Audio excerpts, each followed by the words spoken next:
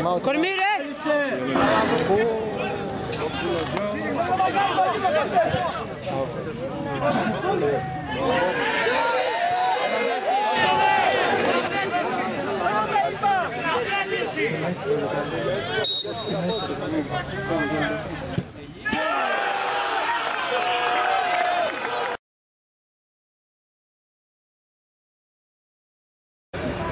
Σήμερα ήταν ένα πολύ δύσκολο παιχνίδι με το Πάτρε. Είναι μια πολύ δυνατή ομάδα η οποία θα δυσκολεύσει πολλούς αντιπάλους.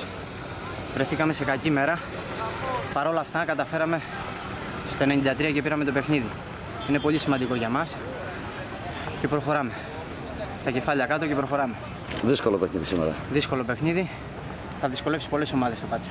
Είναι πολύ καλή ομάδα και πιστεύω ότι θα πρωταγωνιστήσει. Σε ευχαριστούμε πολύ. Να σε Καλή καλά. συνέχεια. Ευχαριστώ πολύ. Υγεία.